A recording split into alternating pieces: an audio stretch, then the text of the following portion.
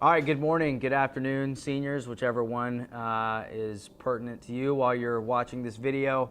I'm here today to talk to you about this purple sheet, which, contrary to popular belief, it actually, like most articles, can be read.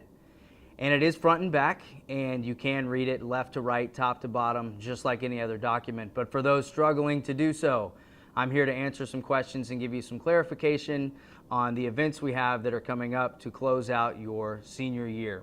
So I'm going to go through a PowerPoint briefly, and hopefully you guys follow along while I do so.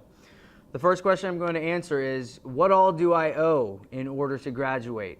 Well, the first thing would be to cover your debts and your fines. So if you forgot an ID one day, or if you forgot to turn in a load of books, or if you were an athlete and didn't turn in your uniforms, or if you took one of our wonderful art classes and forgot your art fee, go to the Media Center and check and make sure you don't have any debts or fines. The next thing that you would have to do is pay your senior fees. With your senior fees, you have two options. The first option is $25, which gets you across the stage at the arena. We have to pay to rent the arena, so this cost covers every student that's going to be in the arena that day. If you would like to do all of senior week and get your senior t-shirt and the DVD of your graduation and your senior video, then on top of that $25, you can pay $50 for a total of $75. I know I teach English, but that was math. The $75 covers all of that. Either one of those fees can be paid to me in my room in cash or money order. The final thing that you would have to pay for is your cap and gown, and cap and gowns can no longer be ordered online because they've already shipped them to the school. So on May 22nd, when we have our cap and gown delivery date from 2 to 4 in the auditorium, you can pay the Herff Jones representative, and it will now be roughly $90 to get your cap and gown. So a recap. First, debts and fines. Second, senior fees. Third, cap and gowns. Make sure you guys get that taken care of. The only thing that you can't pay until the May 22nd is the cap and gown. So you can go ahead and cover senior fees and your debts and fines. It will be a lot faster for you on May 22nd when you get your cap and gowns to have all of that cleared and your books turned in before you come into the auditorium. So questions with tickets for graduation and your cap and gowns. So you'll pick up your gowns, like I said, May 22nd from 2 to 4 in the auditorium. We'll open the doors just after the buses leave. You guys will come in, have a seat in the auditorium, and we'll just go first come, first serve based on who's seated in the rows. And you must have your fees, debts, and gowns paid for that day.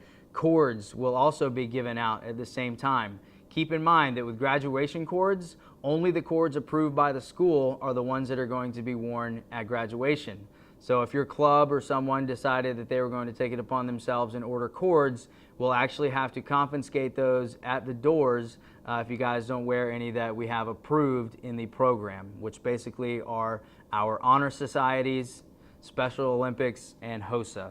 Other than that, you should not be wearing a cord at graduation. Your sponsors will be there that day to give them to you.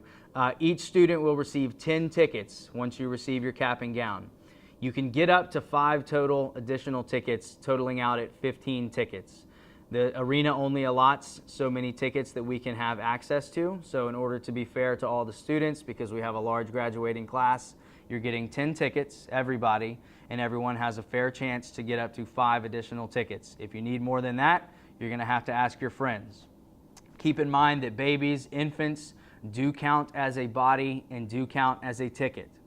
So here's the ways that you can get your 5 extra tickets. The first one is a proof of your FAFSA registration. You can get 1 ticket for that. The second one, you can get 1 ticket for either a college acceptance letter or a signed military contract. So now we're at 2 tickets total. Now the next one is for being PSR in reading, PSR in math, or PSR in both. If you're PSR in reading, it's 1 ticket. In math, it's 1 ticket.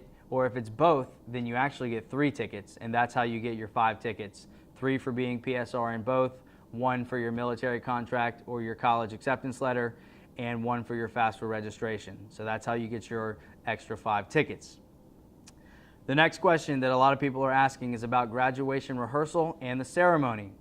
Graduation rehearsal is on the same day as the graduation ceremony. Our rehearsal is at 7 a.m. at the arena downtown. You will not have to pay for parking in the morning, but you will have to pay for parking for the graduation ceremony. So rehearsal will go from 7 a.m. to 9 a.m. Once we're finished with rehearsal, you will actually leave the arena and go and take care of whatever you need to before graduation, and you will return back to the arena at noon. So once again, rehearsal is 7 to 9. You'll leave after 9 o'clock and you'll return at noon. When you come back at noon, it may be a smart idea to carpool because they are going to start charging for parking after 11 a.m. and that will be $5 to park in the surface lots around the arena. The attire is as follows, and it's non-gender specific. So male or female, you may choose one of these two options. Option 1 is an all-black, semi-formal, in-school dress code dress with black shoes. Option 2 is black dress shoes, black dress pants, a white dress shirt, and the bow tie that the school is going to provide you. Keep in mind that all shoes must be all black. Heels, wedges, and flats must have a back, and the bottom and the heels and the wedge must also be black. We're not to wear tennis shoes, flip-flops, or boots, and your pants must be dress pants, not jeans. So please make sure that you are at rehearsal and the ceremony on time. And remember, it is a policy that if you do not make it to rehearsal, you will not walk. The next thing is senior week. We've got 5 days in senior week, the 21st through the 25th, obviously the 25th being your graduation. Keep in mind that we are off campus those days, as seniors' last day on campus is May 18th. That's your boy's birthday too, by the way. Now, Monday, May 21st, we're going to be at the Bowl America Mandarin from 10:30 a.m. to 12:30 p.m. We'll have all the lights off inside. It'll be cosmic bowling. It'll be a good time. Tuesday, May 22nd, that is Play Day. Keep in mind that in order to participate in Play Day, you must be on a team, and teams consist of a minimum of 6 males and 6 females. And you need to have that turned in to me in room 104 by May 9th. All right? So once again, teams of 6 males and 6 females due to me by May 9th.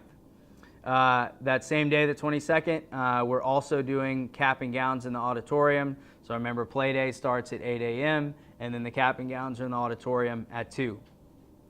Wednesday, May 23rd at 6 p.m., we have our senior awards and senior celebration. That's where you wear your cap and gowns. We do some awards at the beginning. We have a couple choral selections in the middle, and then your senior officers close us out with some lovely speeches. So it's always a cool ceremony to be a part of. So make sure that you arrive back to the school at 5:30 to start lining up in the auditorium so that we can recess out in our cap and gowns on the 23rd. Thursday, May 24th, we are at the Adventure Landing on Beach Boulevard from 10 in the morning till roughly 1 in the afternoon.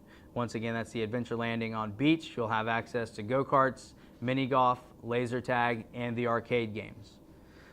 May 25th, we've gone over this, but your rehearsal and graduation ceremony at the arena downtown. Now, this year has been a year of many firsts for the seniors at Atlantic Coast High School.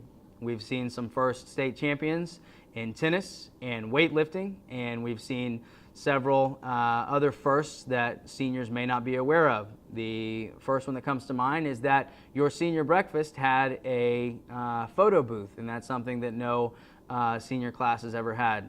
You've also had a DJ at your senior breakfast. That's something that no senior class has ever had.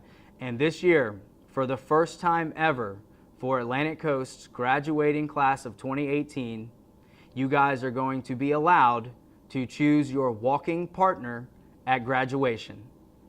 This means that you may sign up for the person that you are going to walk out of the hallway with, sit next to during the ceremony, and exit the arena with at graduation. Like I said, this has never been done before in Atlantic Coast history. The way that you're going to do that is starting next Monday.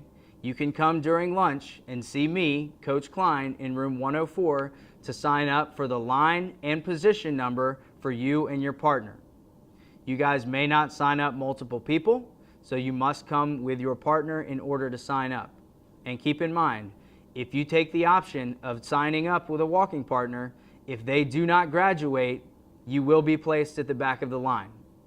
So one more time, if you choose a walking partner that may not graduate, you will be put at the end of the line. And anyone that chooses to not sign up for a walking partner, we will file you in the lines once everyone else has signed up. The deadline to sign up for your walking partner, you have a total of 6 days. Monday, Tuesday, Wednesday, Thursday, Friday, and then the following Monday.